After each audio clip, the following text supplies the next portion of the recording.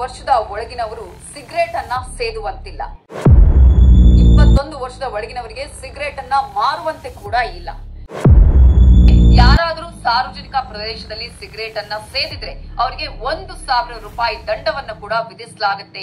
ಕರ್ನಾಟಕ ಸರ್ಕಾರ ಈಗ ತಂಬಾಕು ಹಾಗೂ ಅದರ ಉತ್ಪನ್ನಗಳ ಮೇಲೆ ಈಗ ಒಂದು ಹೊಸ ರೂಲ್ಸ್ ಅನ್ನು ಜಾರಿಗೆ ತಂದಿದೆ.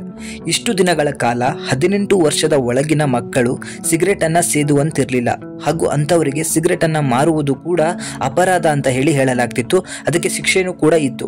ಈಗ ಆ ಏಜ್ ಅನ್ನ 3 ವರ್ಷದವರೆಗೆ ಎಕ್ಸ್ಟೆಂಡ್ ಮಾಡಿದ್ದಾರೆ. 21 ವರ್ಷದ ಒಳಗಿರುವಂತಹ ಯುವಕ ಯುವತಿಯರಿಗೆ ಸಿಗರೇಟ್ ಅನ್ನ ಮಾರುವಂತೆ ಇಲ್ಲ ಹಾಗೂ ಅವರು ಕೂಡ ಸಿಗರೇಟ್ ಅನ್ನ ಸೇದುವಂತಿಲ್ಲ. ಒಂದು ವೇಳೆ ಮಾರಿದ್ರೆ ಅಂತವರಿಗೆ ಜೈಲು ಶಿಕ್ಷೆಯನ್ನು ಕೂಡ ಮಾಡಲಾಗುತ್ತೆ. ಅದರ ಜೊತೆಗೆ ದಂಡನೂ ಕೂಡ ಪಾವತಿ ಮಾಡಬೇಕಾಗುತ್ತೆ. ಇಷ್ಟು ದಿನಗಳ ಕಾಲ ಪಬ್ಲಿಕ್ ನಲ್ಲಿ ಸಿಗರೇಟ್ ಸೇದುವವರಿಗೆ ಪೊಲೀಸ್ ಅವರು 100 ರಿಂದ 200 ರೂಪಾಯಿ ದಂಡವನ್ನ ವಿಧಿಸ್ತಾ ಇದ್ರು. ಈಗ ಆ ದಂಡದ ಮೊತ್ತವನ್ನು 10 ಪಟ್ಟು ಜಾಸ್ತಿ ಮಾಡಿದ್ದಾರೆ. ಪಬ್ಲಿಕ್ ನಲ್ಲಿ ಸಿಗರೇಟ್ ಅನ್ನ ಸೇದಿದ್ರೆ 1000 ರೂಪಾಯಿ ದಂಡವನ್ನ ಕಟ್ಟಬೇಕಾಗುತ್ತೆ. ಸೊ ಒಂದು ಸಿಗರೇಟ್ ನ ಬೆಲೆ ಅಮ್ಮಮ್ಮ ಅಂದ್ರೆ ಒಂದು 30 ರೂಪಾಯಿ ಇರ್ಬೋದು. ಆದ್ರೆ ಅದಕ್ಕೆ ನೀವು 1000 ರೂಪಾಯಿ ದಂಡವನ್ನ ಕಟ್ಟಬೇಕಾಗುತ್ತೆ. ದಯಮಾಡಿ ಸಿಗರೇಟ್ ಸೇದುವವರು ಅದಕ್ಕೆ ಅಂತಾನೆ ಒಂದು ಸ್ಮೋಕ್ ಝೋನ್ ಇರ್ತದೆ, ಅಲ್ಲಿ ಹೋಗಿ ಸಿಗರೇಟ್ ಸೇದಬೇಕಾಗುತ್ತೆ.